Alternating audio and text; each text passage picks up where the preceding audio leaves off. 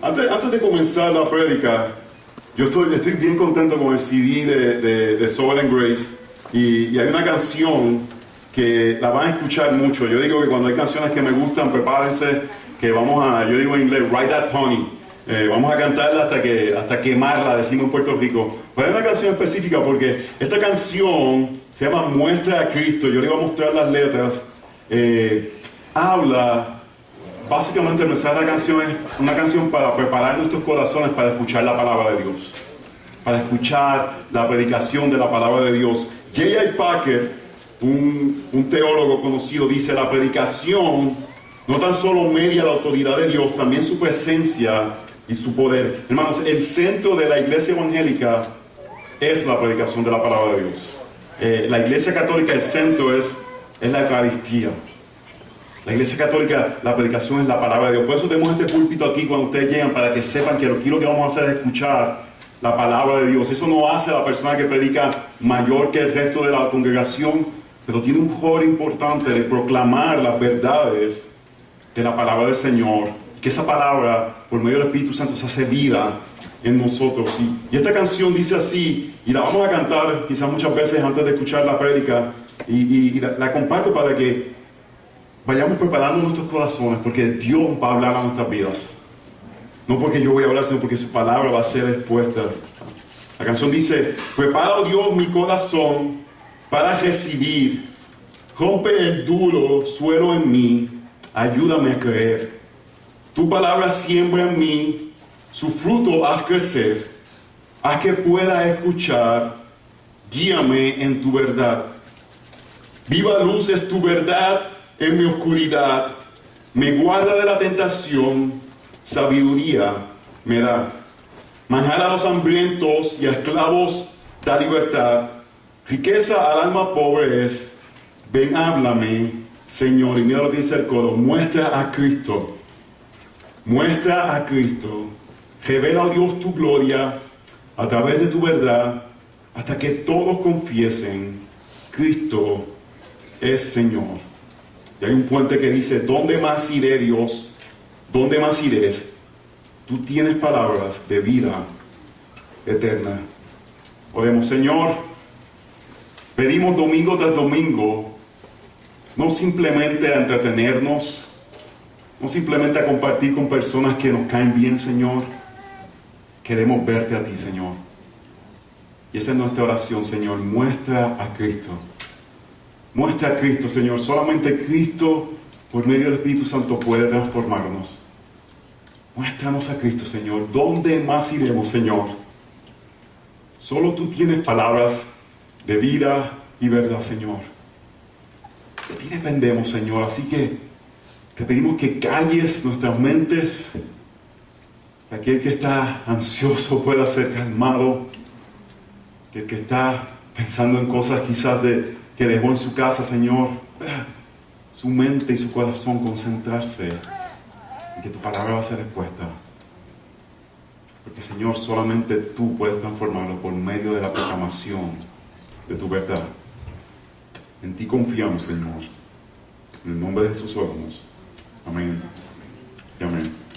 Hoy regresamos al libro de Apocalipsis. Pueden abrir sus Biblias en Apocalipsis 15. Aquellos que nos están visitando quizás no habían venido las últimas semanas. Llevamos una serie de prédicas a través del libro de Apocalipsis y tomamos un periodo de descanso durante la Pascua para entonces ahora regresar y terminar los últimos 6, 7, 8 capítulos del libro de Apocalipsis. Y luego pasaremos a una serie que vamos a estar predicando de 10 a 11 salmos diferentes. Yo creo que después de Apocalipsis está bueno coger un poquito los salmos, que son un poquito más, ¿verdad? De aliento, quizás, ¿no? Un poquito más suave la cosa. ¿Y qué tal la semana pasada, hermano Tony Cuellar, verdad? ¡Qué bendición! Que hay que traerlo más al gringo mexicano ese. Estaba escuchando la prédica. En verdad, Tony, lo que dijo aquí, en verdad, se ha convertido en un gran amigo. Un gran amigo. Y es una persona que respeto profundamente. Y es una bendición para mi vida personalmente. Muchas veces en momentos que necesito hablar con alguien, levanto el teléfono y a quien llamo es a Tony, que se ha vuelto un amigo muy cercano. Pero déjeme decirle algo. Yo estaba escuchando y me puse un poquito celoso. Porque están riendo demasiado los chistes. Le voy a decir algo. Él trajo sus mejores chistes. Esos chistes ya envainan, están cansados de escucharlo. Cuando él dice lo de la migra, él dice, bueno, con la migra. Aquí es lo mismo que ya ustedes me conocen los chistes, porque cuando uno va a otra iglesia lleva los mejores chistes que uno tiene. No, que estuvo bueno el que hizo del camping. Cuando empezó a decirlo yo, ay, qué chévere que me hagan un regalo. Y cuando iba al camping, yo, mira, qué desgraciado. No, pero qué bendición. Nuestro hermano Tony, y les prometo que lo vamos a traer otra vez este año, porque en verdad Dios lo utiliza grandemente en la proclamación de su palabra, porque Él es fiel al texto y predica el texto. Hermano, yo creo que vivimos en un mundo al revés. Una frase que comparto a veces con un amigo mío, el mundo al revés, porque pareciera que hay cosas que son contrarias a lo que deberían de ser. Vimos como que cosas que no hacen sentido muchas veces. Si vemos los periódicos, muchas veces la gente le llama bueno a lo que es malo. Y como que nos asombra mirar, el mundo tiene como que las cosas al contrario. Ahora mismo un caso que hay de aborto en el estado de Pensilvania que nadie, ningún periódico quería cubrir.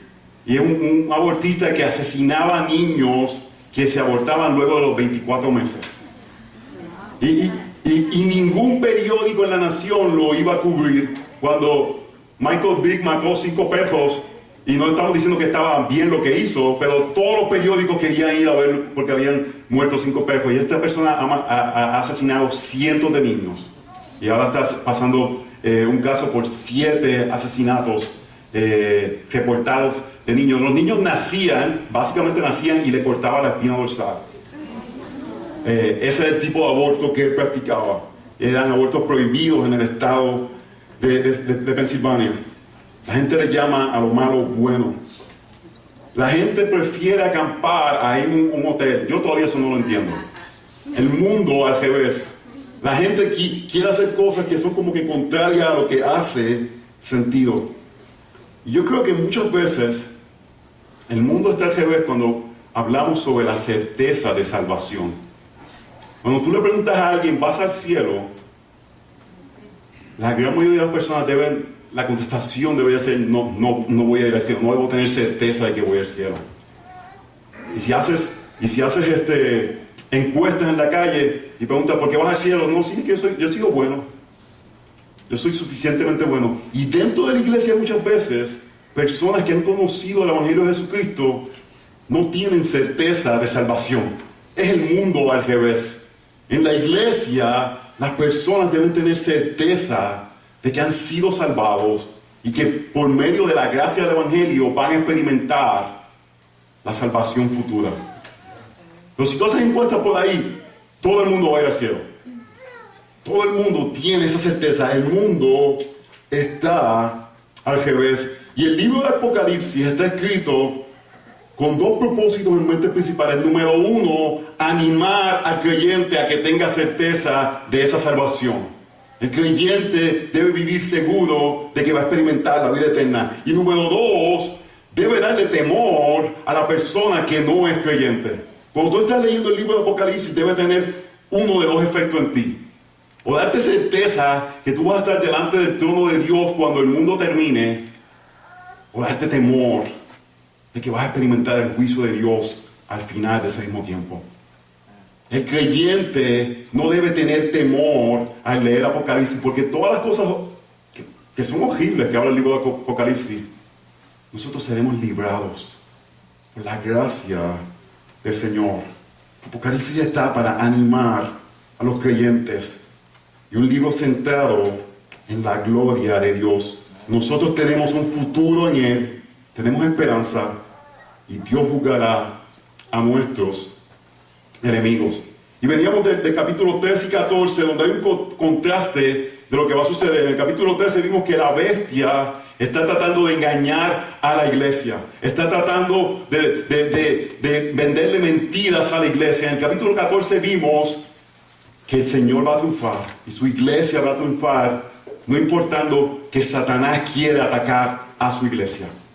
Tenemos esa certeza, hermanos. Aunque vemos Satanás haciendo diferentes cosas, tenemos la certeza de que la iglesia y los hijos verdaderos de Dios van a triunfar. Y vamos a ver ahora en el capítulo 15 y 16 la culminación del plan de Dios de juzgar a aquellos que se han rebelado en contra de Él. Y vamos a ver, son capítulos difíciles, que la culminación de este plan incluye el juicio de Dios contra aquellos que no han llegado a un conocimiento de Jesucristo. El triunfo de Dios incluye el juzgar el pecado, el traer juicio contra aquellos que se han rebelado contra Dios. Y no sabía sobre qué era el tema que íbamos a hablar, pero me animé mucho a leer el pasaje, porque yo creo que después de algunas prédicas que hemos tenido, pueden haber algunos hermanos un poco desanimados. Josué hizo un excelente trabajo al predicar sobre que adoramos al rey, que el rey debe estar en nuestro corazón, él debe gobernar y no gobernar nosotros. Y nuestro hermano Tony predicó sobre el agradecimiento, y quizás podemos salir muchas veces después de esos mensajes muy conscientes de las áreas donde fallamos, muy conscientes de las áreas donde no alcanzamos el nivel que Dios pide a nosotros, y eso es necesario en la vida del creyente. ¿Por qué? Porque si no entendemos esto, nunca vamos a trabajar para continuar creciendo en santificación. Pero a la vez es importante que el creyente, en medio de estar conscientes de que hay áreas que debe de crecer, el creyente está seguro de la certeza de su salvación.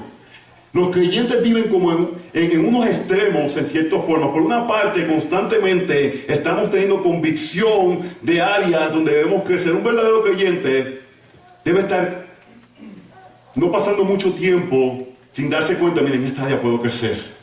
En esta área puedo glorificar más a Dios. El área de agradecimiento, hermanos, usted puede crecer en agradecimiento, y yo le aseguro que en 2 años se va a dar cuenta que no es lo suficientemente agradecido. Y vamos a tener que volver a crecer en esa área. Y el creyente siempre vive en esta tensión. ¿Me están siguiendo? De que tenemos que crecer, que nos pueden llevar al desespero, al desánimo, al pensar, wow, es que son tantas áreas, ¿dónde puedo continuar trabajando? Pero también tiene que vivir con la certeza, en medio de esto, de que Dios está trabajando en su vida, y la certeza de salvación. Este pasaje quiere animar al creyente, pero también quiere advertir al inconverso. Animar al creyente y advertir al inconverso. Este pasaje, cuando terminemos, debe tener una de 2 efectos en usted. Usted debe salir aquí diciendo, yo soy un hijo de Dios. Usted debe salir diciendo, necesito conocer a Cristo. Porque no hay una o la otra, no hay un punto medio. O eres o no eres.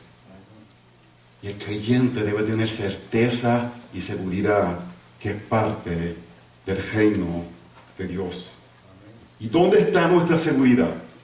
¿En qué basamos esta seguridad? Cuando vemos, y vamos a ver el juicio de Dios claramente en estos pasajes, cuando vemos el juicio de Dios, ¿en dónde se basa nuestra seguridad? ¿Cuál es la razón correcta que sabemos que vamos a ser parte del reino de los cielos, de la nueva Jerusalén?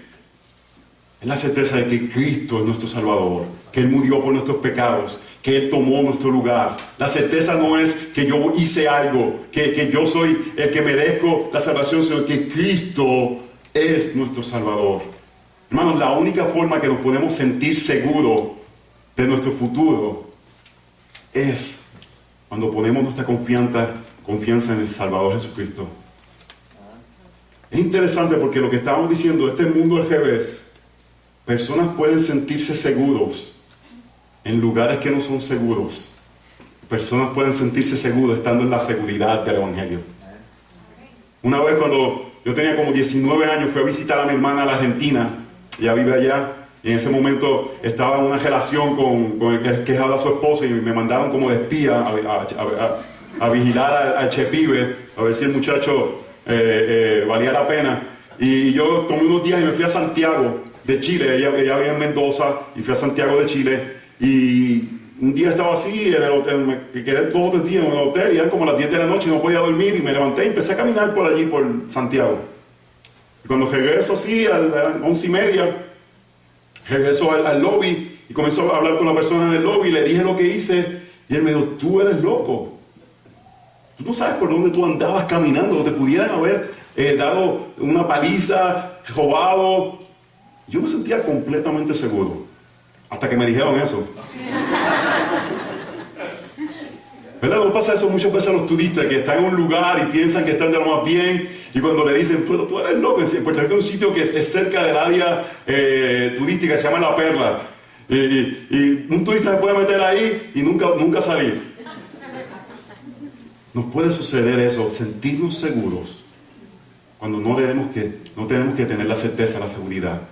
Solamente nos podemos sentir seguros en nuestra salvación cuando hemos confiado en que Jesucristo es nuestro Salvador y hemos entregado nuestras vidas a Él. Este pasaje quiere animar al creyente a advertir al inconverso. ¿Alguna vez te han dicho en tu vida: te lo dije? Especialmente cuando te lo dice el esposo o la esposa, ¿verdad? Eso es bien sabroso. Yo nunca le he dicho eso a mi esposa, lo he pensado. Pero nunca se lo he dicho, creo. Pero lo he pensado muchas veces. Es una advertencia, ¿verdad? Te dicen... Tenía que traer buenos chistes porque después de Tony, ¿verdad? Te dicen, no te juntes en relación con esta persona. Y no funciona, ¿verdad? Y te lo dije que es un desgraciado. Porque no compres algo, un auto o una casa. Yo tengo un amigo que a mí se me olvida el nombre de él a veces, que nunca se lo he dicho que te lo dije, pero él sabe que lo he pensado. Porque uno le dice: yo te lo dije, te iba a suceder eso. Este pasaje, en cierta forma, quiere prevenir que cuando venga el día del juicio final, las personas escuchen eso. Que el mensaje de este pasaje es claro. Va a haber salvación para aquellos que confíen en Jesucristo, pero va a haber juicio eterno para aquellos que endurecen su corazón al Evangelio. El Señor está hablando, advirtiendo, porque va a llegar un momento que no va a haber marcha atrás. Y el juicio de Dios va a venir. El juicio de Dios va a ser el final. Hermanos, queremos mirar el futuro. Y aquellos que tememos a Dios, queremos ver un futuro donde adoramos a nuestro Dios. Y eso nos debe dar humildad al ver que no experimentaremos el juicio de Dios. Así que vamos a ver 2 perspectivas: la perspectiva de los redimidos y la perspectiva de los condenados. Apocalipsis 15, comenzamos con el verso 1. Que el Señor haya la bendición de su palabra perfecta que no tiene error, en el glorioso nombre de Cristo. Y vi otra señal en el cielo, grande y maravillosa, ángeles que tenían 7 plagas, las últimas porque en ellas se ha consumado el furor de Dios. Vi también como un mar de cristal mezclado con fuego, y a los que habían salido victoriosos sobre la bestia, sobre su imagen y sobre el número de su nombre, en pie sobre el mar de cristal con arpas de Dios, y cantaban el cántico de Moisés, siervo de Dios, y el cántico del Cordero, diciendo: grandes y maravillosas son tus obras, oh Señor, Dios Todopoderoso. Justos y verdaderos son tus caminos, oh Rey de las naciones. Número 1, vamos a ver la perspectiva de los redimidos, que es la gloria de Dios. En el verso 1 vemos que la justicia, el juicio de Dios va a llegar en su tiempo. Verso 1, y vi otra señal en el cielo. Él ha estado viendo muchas señales.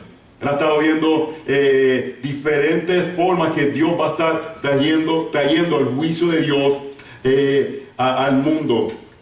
Las 7, las diferentes formas que van a estar trayendo, ahora no se van, pero todos son 7. Y vi otra señal en el cielo, grande y maravillosa, 7 ángeles que tenían 7 plagas. Las últimas, porque en ellas se ha consumado el furor de Dios. Aquí vemos que va a haber un final. El juicio de Dios va a ser final y definitivo. Dios va a juzgar y su ira va a ser completamente derramada a aquellos que se han rebelado contra Él. Y tenemos que ver aquí que este furor es contra aquellos que no son creyentes, aquellos que no han conocido a Jesucristo. Si tú has puesto tu confianza en el Señor, tú tienes la esperanza que no vas a experimentar este furor. Y aquí es donde tenemos que cuidar nuestro corazón, porque no es como que decimos, yo no voy a tener furor y tú sí. Debemos de ser quebrantados al pensar que personas experimentarán la ira de Dios por una eternidad.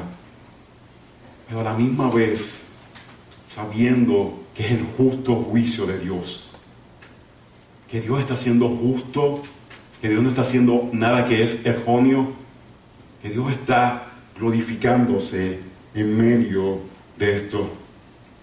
Y la pregunta es, ¿por qué tú ni yo vamos a experimentar el furor de Dios cuando sea consumado?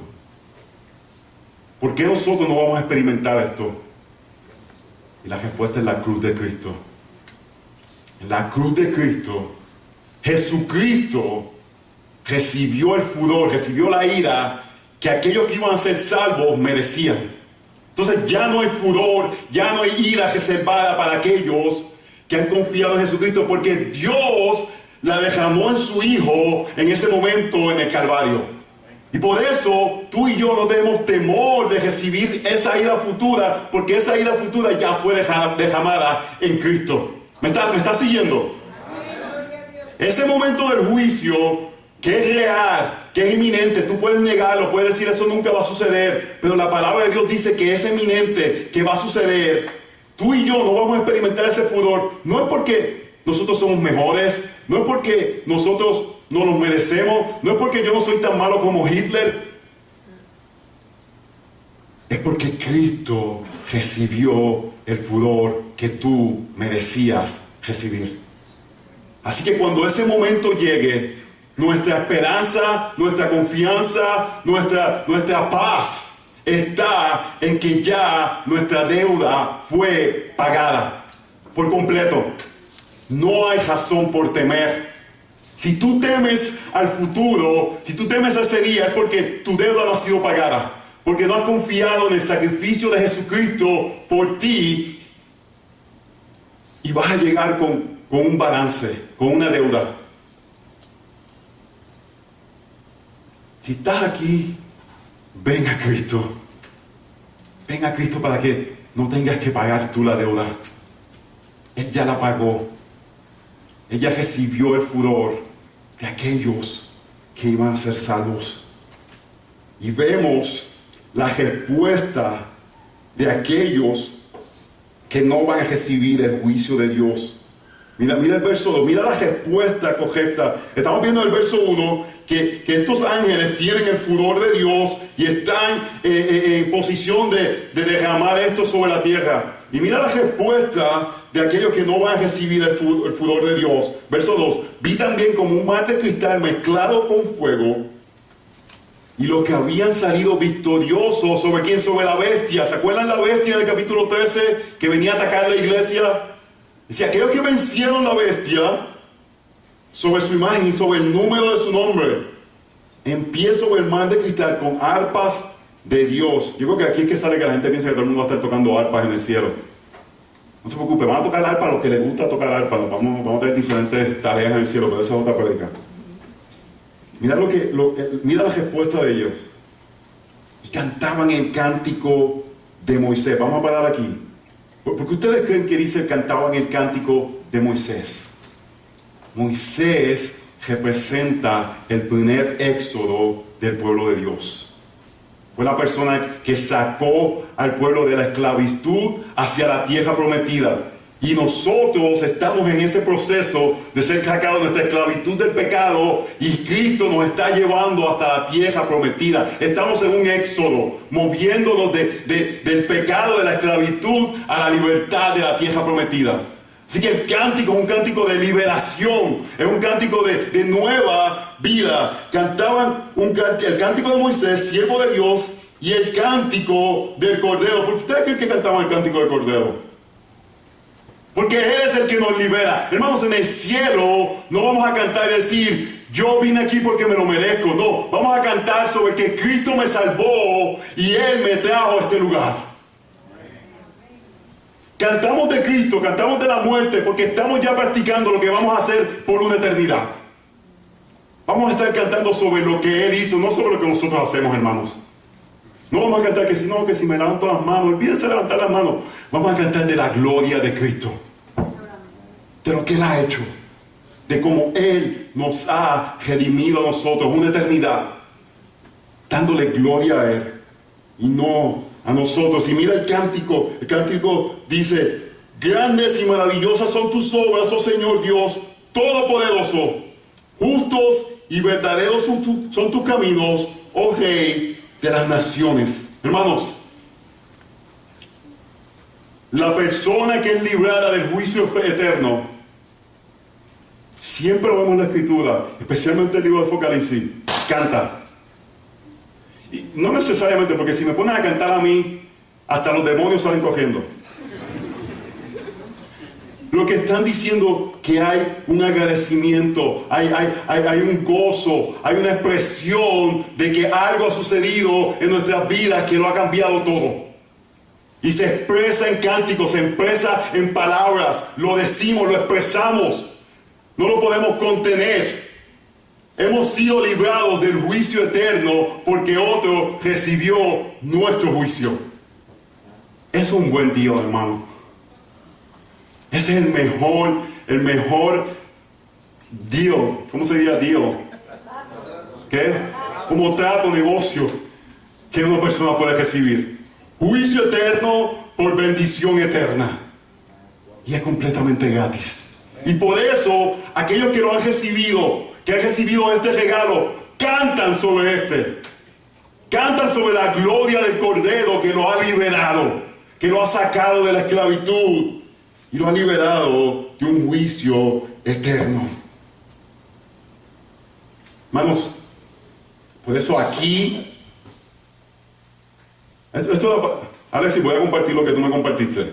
Alexis, amigo mío, llevo años por teléfono hablando sobre el Evangelio, y él llegó y estuvo aquí y me decía los otros días, ¿por qué hablan tanto de la muerte de Jesús? ¿Por qué cantan tanto sobre la muerte de Jesús? Y a nosotros nos pasó lo mismo cuando llegamos a una iglesia en Virginia que tenía así una doctrina centrada en el Evangelio. Pero yo quiero escuchar de otras cosas. Si quizá usted lleva un tiempo viniendo a la iglesia y está empezando a decir, es que ellos como que siempre hablan más o menos de la misma cosa. Hermano, es que la Biblia lo único que hace es darle gloria, traer a la luz el trabajo de Cristo. Así que lo que vamos a hablar es sobre la crucifixión, sobre la resurrección y lo que eso significa en nuestras vidas. Y cuando nos damos cuenta de la crucifixión y que nosotros debíamos estar ahí, decimos, gracias Señor. Quiero adorarte por una eternidad. Y eso nos da certeza de que pertenecemos. Mira el verso 4. Me encanta esta parte. Dice, oh Señor, ¿quién no temerá y glorificará tu nombre? ¿Qué está diciendo ahí? Es como que da. Capítalo, Yuyo. ¿Verdad? Es como que ¿quién se atreverá a no glorificarte a ti? Porque tú eres Dios. Tú mereces toda la gloria, como decía el cántico, tú eres el Dios que adoramos, tú eres el que levanta al muerto de la tumba, tú eres el que creaste, tú lo hiciste todo. ¿Quién no temerá y glorificará tu nombre? Pues solo tú eres santo, porque todas las naciones vendrán y adorarán en tu presencia. Está diciendo, al final, todo el mundo va a venir a adorarte. ¿Por qué no te adoramos ahora? Dios, amén. Y en cierta forma lo presenta así, pues tus justos juicios han sido revelados. Él está diciendo, el juicio de Dios va a venir. Y el juicio de Dios debe tener un efecto en nosotros que decimos, Señor, tú eres digno de toda oración. Porque Él tiene el poder, hermanos, de hacer lo que de Él le place. Pero usted sabe cuál es la respuesta por qué no todo el mundo le adora a Dios. Por la dureza de nuestro corazón. Y hermanos, que eso no nos haga sentir mejor, porque todos teníamos el corazón endurecido. Y Dios tuvo que venir y ablandarlo. Dios tuvo que tocarlo. Dios tuvo que cambiarlo. Porque si no estuviésemos endurecidos y el llamado del juicio venidero no tuviese ningún efecto en nosotros. En el verso 7 del 5 al 8 vemos que Dios, antes de derramar su juicio, se revela en toda su gloria. Mira el verso 5, dice: después de estas cosas miré y se abrió el templo del tabernáculo del testimonio en el cielo. Y salieron del templo los 7 ángeles que tenían las 7 plagas, vestidos de lino puro y resplandeciente, y ceñidos alrededor del pecho con cintos de oro. Entonces uno de los 4 seres vivientes dio a las 7 ángeles 7 copas de oro llenas del furor de Dios, que vive por los siglos de los siglos. Y el templo se llenó con el humo de la gloria de Dios y de su poder, y nadie podía entrar al templo hasta que se terminara las 7 plagas de los 7 ángeles. Dios se reveló varias ocasiones así en el Antiguo Testamento, y lo que está diciendo es, en ese momento, el juicio de Dios está unido con la gloria de Dios.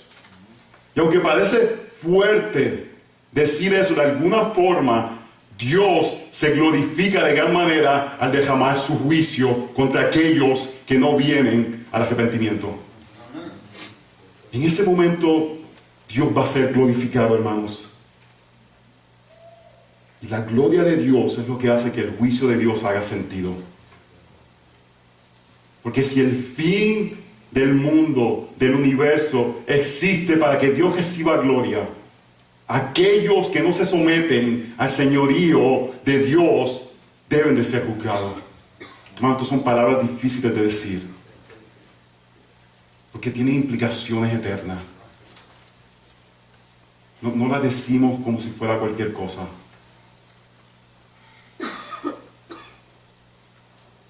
Pero porque Dios es santo, lo dice de él mismo, porque Él es santo, y en donde Él está no puede haber pecado.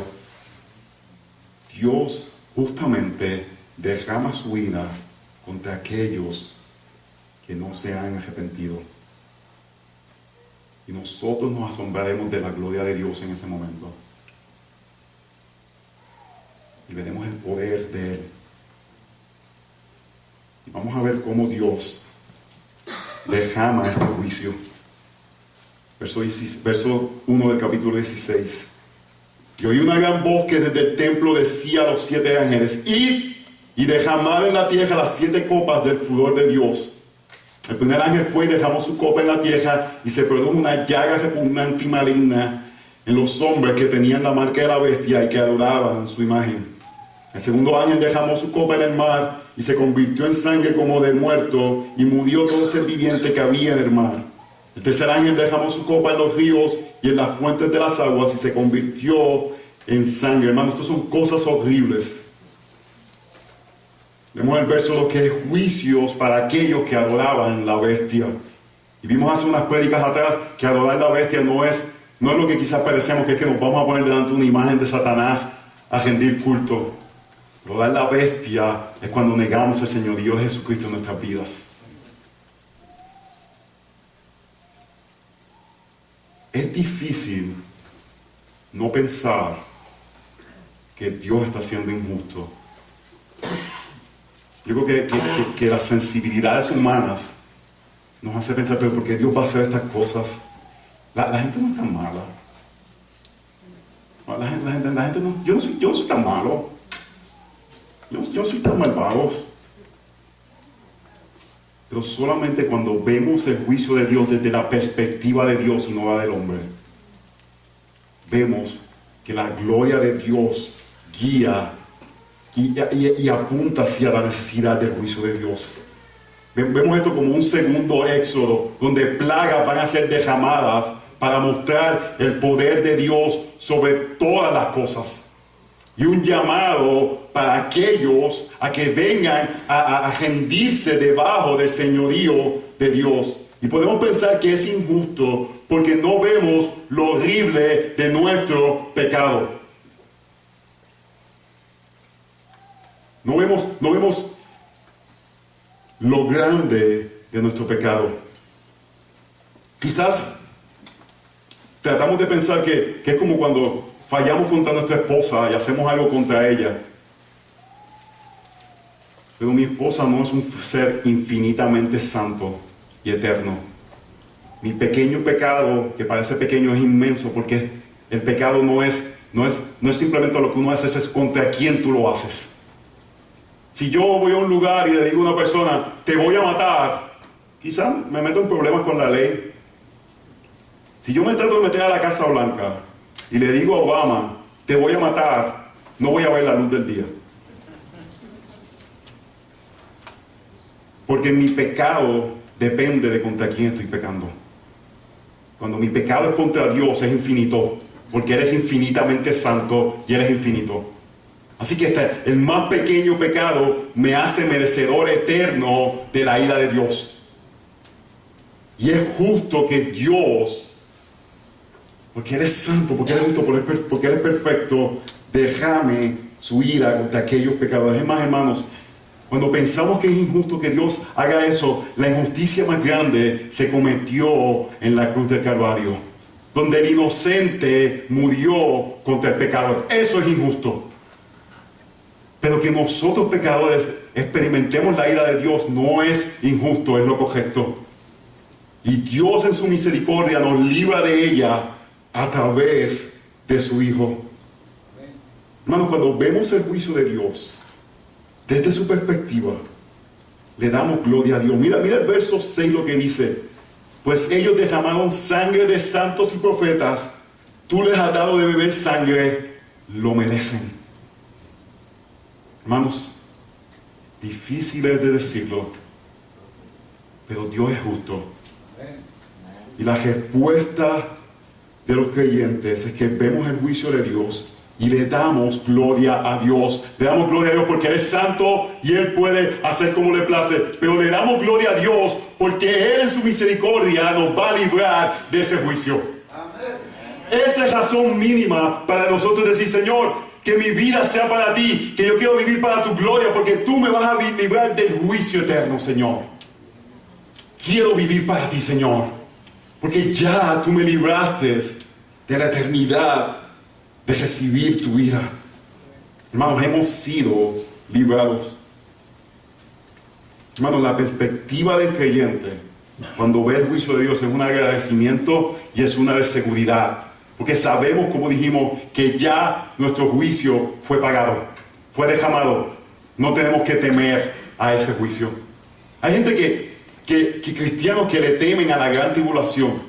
Es como, tú le dices la gran tribulación, es como si le mentaras la madre. Ay, no, yo no quiero la gran tribulación, no quiero pasar por eso, muchachos.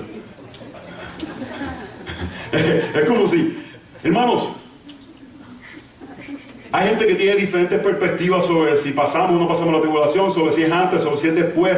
Pero yo le puedo asegurar, hay cristianos ahora mismo pasando la gran tribulación en diferentes lugares del mundo. Hermanos, a eso no tememos. ¿Por qué no tememos? Porque si morimos, no vamos a experimentar el verdadero juicio. Vamos a ser librados de ese juicio. Así que el creyente lee Apocalipsis con esperanza, con seguridad de que su futuro está asegurado. Eso es parte de lo que el apóstol Juan quiere decirnos. Se puede poner mala la cosa aquí, nuestro futuro está asegurado. Porque no vamos a experimentar la ira de Dios. Hermanos, si eso no mueve tus fibras, si eso no hace que tú digas, gracias Señor, quizás no has experimentado el perdón de Dios, que es el mayor beneficio que un creyente, una persona puede experimentar el perdón de sus pecados. Amén. Y el saber que no va a recibir la ira eterna de Dios. Hermano, y no estoy diciendo esto como para hacer que ustedes hagan cosas. Es que es la realidad. Cantamos el cántico de Moisés, cantamos el cántico del Cordero, porque hemos sido librados del juicio eterno. Esa es nuestra esperanza, y ahí en eso estamos seguros. Vimos la perspectiva de los redimidos, ahora vamos a ver la perspectiva de los condenados. La perspectiva de los condenados. Y es una triste, donde vemos la dureza del corazón. Verso 8.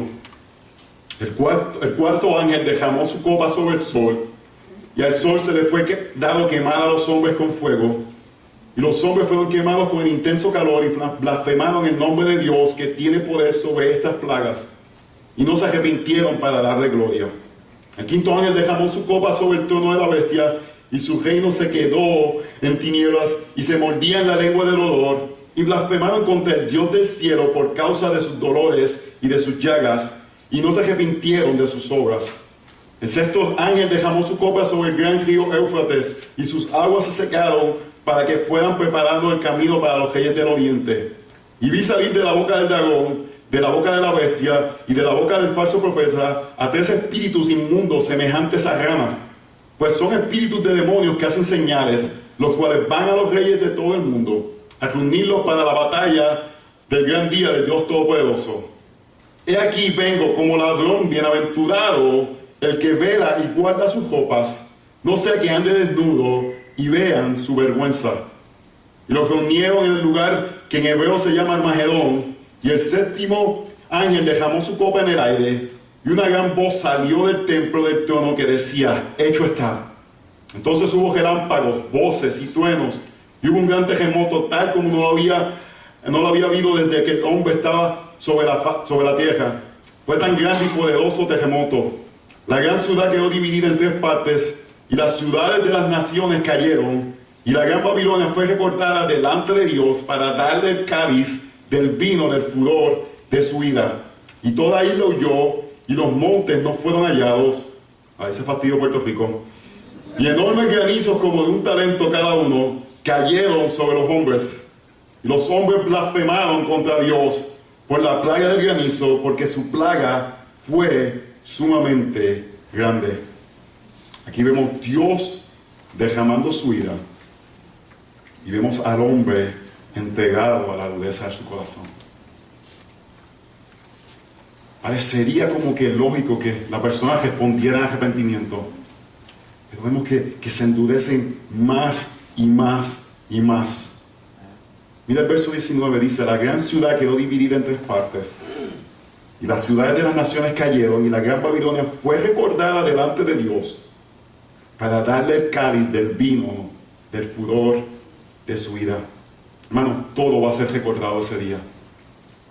Lo que representa ahí la gran Babilonia es todos aquellos que no se han sometido a Dios. Y todas sus obras serán recordadas. Nada se escapa del ojo de Dios. Y todo será traído delante de Él. Y Dios pasará justo juicio sobre todo. Pero vemos la reacción del impío, verso 9. ¿A qué les recuerda esto? ¿A qué les recuerda la reacción? Vemos una plaga y vemos una reacción de endurecimiento. ¿A qué les recuerda esto? Al faraón. Es el segundo éxodo. Dios trayendo su juicio y el pecador endureciéndose. Y los hombres, verso 9, fueron quemados en el intenso calor y blasfemaron el nombre de Dios, que tenía poder sobre estas plagas, y no se arrepintieron para darle gloria. Verso 11, y blasfemaron contra el Dios del cielo por causa de sus dolores y de sus llagas, y no se arrepintieron de sus obras. Verso 21, y enormes granizos, cada uno como de un talento cada uno, ese es el tamaño de una moneda, cayeron sobre los hombres, y los hombres blasfemaron contra Dios. Hermanos, el hombre que no ha sido regenerado por el poder del evangelio va a endurecerse más y más y más. Y ahí lo que vemos no es yo soy tremendo, no, hermanos, vemos la gracia de Dios que ha permitido que nosotros no estemos en esa posición. Cuando vemos a una persona endurecerse en contra del Evangelio, nuestra reacción no es decir, oh, yo no sé cómo ese tipo actúa de esa forma, ¿verdad? Oh, hermano, nuestra reacción es decir, Señor, gracias de que tú ablandaste mi corazón. Porque si tú no hubieses actuado, yo estuviese en esa misma posición. Mi corazón estuviese duro como una piedra, estuviese blasfemándote, Señor. En Romanos 1, el pasaje que Tony comenzó a hablar la semana pasada, vemos que dice que el juicio de Dios se revela. Y la forma que el juicio de Dios se revela en Romanos 1, claramente dice que es que Dios entrega a las personas a sus pasiones. Lo que la gente a veces piensa, yo soy libre para pecar y hacer lo que quiero, eso es parte del juicio de Dios, donde las personas están atrapados en su pecado. El juicio de Dios es un endurecimiento tal que no puedo responder a Dios. Parte de lo que sucederá por una eternidad en el infierno es un endurecimiento más y más y más de la persona, donde las personas negarán más y más y más a Dios. Uno pensaría que las personas estarían como que clamando, ten misericordia de mí, pero va a ser al revés. Las personas van a estar blasfemando y blasfemando a Dios. Porque sus corazones van a ser endurecidos y endurecidos, hermanos, porque si glorificamos a Dios, si podemos cantar el cántico del Cordero, si podemos cantar el cántico de Moisés, no es por nada en nosotros, es porque Cristo está en nosotros. Y Él ha transformado nuestra existencia. Por eso el juicio de Dios muestra la gloria de Dios al mostrar el fin de aquellos que no conocen a Dios y al mostrar la transformación que hay de aquellos que conocen a Dios. Y eso le da gloria a Dios. Ese día final va a mostrar entre aquellos que no son y aquellos que son cómo Dios se glorifica. Hermanos, que